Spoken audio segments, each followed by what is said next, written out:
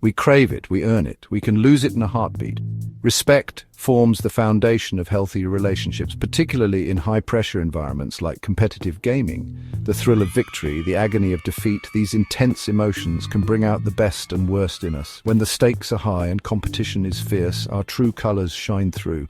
Unfortunately, some behaviors like rage quitting can instantly shatter the respect we've worked hard to build. Rage quitting, whether in a video game or a real-life scenario, signals a lack of emotional regulation and respect for others. It's the digital equivalent of storming out of a room, leaving behind a trail of hurt feelings and damaged relationships.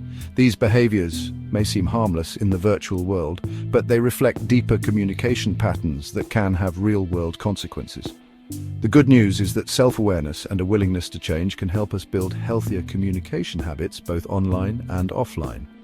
By understanding the impact of our actions and choosing respect, we create a more positive and fulfilling experience for ourselves and those around us.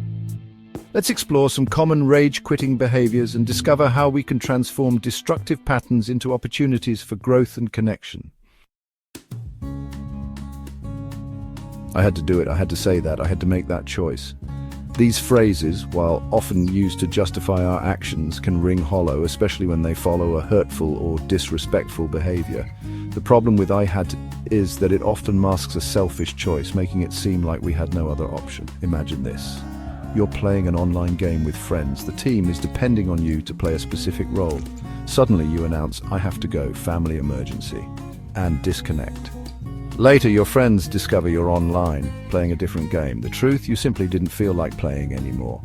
While the family emergency excuse might seem harmless in the moment, it erodes trust and makes it difficult for others to believe you in the future. A more respectful approach: own your choice. "Hey guys, I'm not really feeling this game tonight. I'm going to hop off and play something else. Have fun."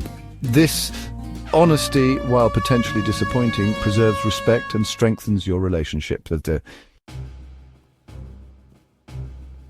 When confronted about our behavior, our instinct is often to defend ourselves. We get defensive, make excuses, and deflect responsibility. This defensive posture, while understandable, prevents us from truly hearing the other person's perspective and finding a resolution. Picture this. During a heated match, you make a risky play that costs your team the game. A teammate calls you out, frustrated by your decision. Instead of acknowledging their perspective, you fire back, "Well, you weren't exactly playing perfectly either." This defensive response immediately shuts down the conversation. Instead of understanding why your teammate is upset, you've escalated the conflict. A more constructive approach involves active listening and empathy. Try saying, "I hear that you're frustrated with my play. Can you help me understand why you think that decision was a mistake?" This open-minded approach allows for a more productive dialogue and demonstrates respect for your teammates' feelings. Section 4. The art of deflection, avoiding accountability through distraction.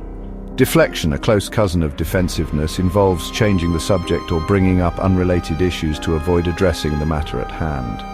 While this tactic might temporarily shift the focus, it ultimately hinders communication and prevents resolution. For instance, imagine you're arguing with a friend about a broken promise. Instead of acknowledging your mistake, you deflect by saying, "That's rich coming from you. Remember that time you forgot about my birthday?" While your friend's past behavior might be relevant in another context, it's a distraction from the current issue, your broken promise.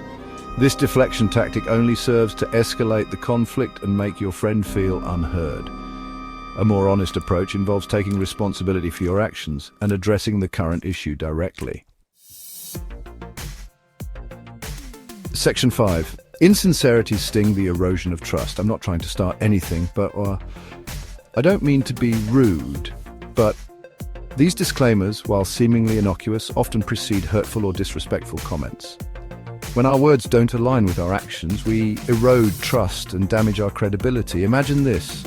You're playing an online game and a teammate makes a mistake that costs you the match. You say, "It's cool, no worries, everyone makes mistakes," but then proceed to criticize their gameplay in a public chat. Your words say one thing, but your actions convey a completely different message. This inconsistency creates a breeding ground for mistrust and resentment. If you're upset about your teammate's performance, address it directly and respectfully, or choose to let it go.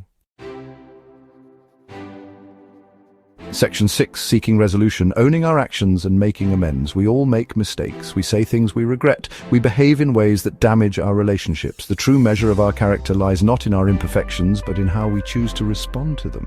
When we've acted in a way that's disrespectful or hurtful, the path to redemption lies in owning our actions and making amends. This requires vulnerability, humility, and a genuine desire to repair the harm we've caused. A sincere apology can work wonders in rebuilding trust and restoring relationships. It involves acknowledging the pain we've caused, expressing remorse, and taking concrete steps to make things right. Whether it's offering a genuine apology to a teammate we've offended or making a conscious effort to change our communication patterns, the journey toward respectful interaction is an ongoing process. By choosing accountability, empathy, and open communication, we create a more positive and fulfilling experience for ourselves and those around us.